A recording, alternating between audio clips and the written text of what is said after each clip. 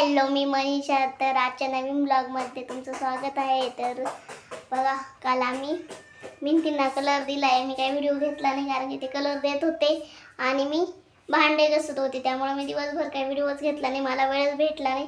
आम्ही दोघंच होतो घरी. त्यांचं चाललं होतं कलरचं काम आणि माझं चाललं होतं भांडे घासायचं काम. मी काल मस्त मोठे 3 टब भांडे घासून घेतले.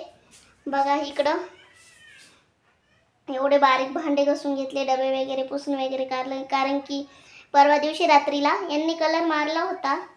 तर मग मी एवढे भांडे कुठल्याच घरात होते तर काल ते पाठीमागं लावून घेतले. छोटे छोटे भांडे पण घासून घेतले.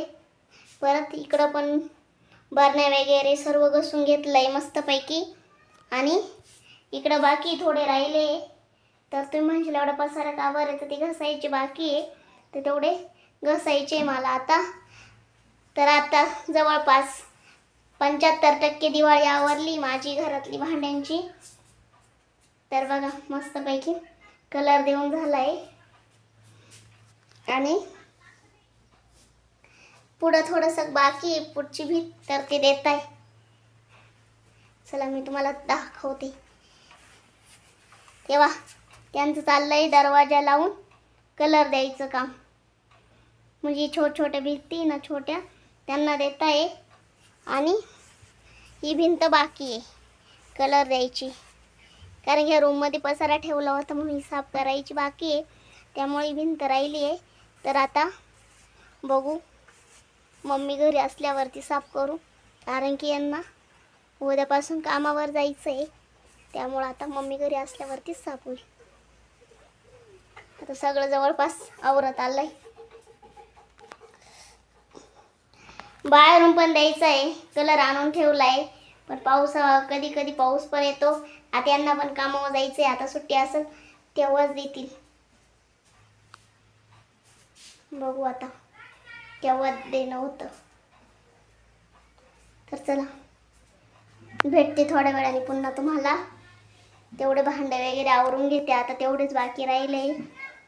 मी आताच म्हणजे बरण्या वगैरे घासल्या, आता तेवढे भांडे राहिले. खूप कंटाळा आलाय दिवाळी आवरू. तर चला घेते आवरून. मित्रांनो, आताच मी फ्रेश वगैरे झाली आहे. मला स्वयंपाक बनवायचा आहे, तर मी वालाच्या शेंगा आणि पोळ्या बनवणार आहे. तर चला मस्तपैकी बनवून घेते.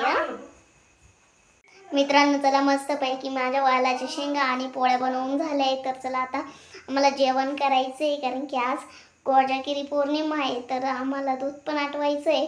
तर तुम्हाला कोजागिरी पौर्णिमाच्या सर्वांना हार्दिक शुभेच्छा. तर चला मस्तपैकी आता जेवण वगैरे करतो, भांडे वगैरे आवरून घेतो, मस्तपैकी दूध आटवतो. परत सकाळी त्यांना कामावर जायचे, त्यामुळे आम्हाला लवकर झोपावं लागेल. तर चला बघा, इथं कोजागिरी पौर्णिमेचं दूध आटवायचं काम चाललंय यांचं वालं मस्तपैकी चुलीवरती. ते बसले दूध हलवत. बघू आपण त्यात काय काय टाकलं त्यांनी. त्यात सगळं मिक्स करून दिलंय त्यांनी.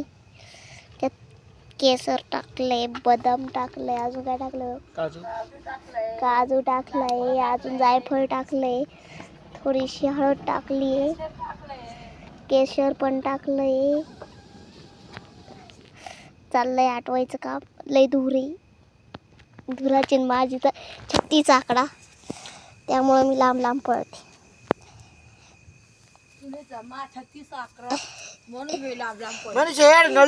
तुकडा पडेल बाय कुठे झाडाच्या नळीमध्ये काहीच नाही आटलं अजून, केवर पण नाही आटणार.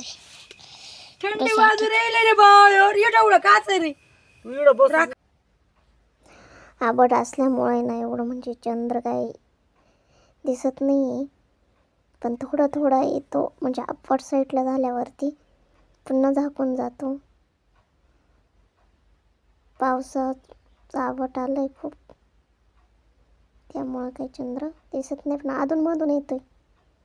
तर चला चाललंय आमचं मस्तपैकी. येवा आता झालंय दूध. तर बघा कशी रेडी केली त्यांनी डिश मस्तपैकी चलो खाण्यासाठी. चलो या बाजाचं ऊस करून टाक. एवढं करा. वायर करते का पातीला सकाळी कसं घासायचं बरं ते ठेव. तर चला आता आवरलंय आमचं मस्तपैकी. मित्रांनो दूध वगैरे आटून वगैरे झालंय, खाऊन पण झालंय. तर चला आता मला झोपायचंय. तर भेटू उद्याच्या अशाच नवीन ब्लॉगमध्ये. तोपर्यंत लाईक करा, कमेंट करा, शेअर करा.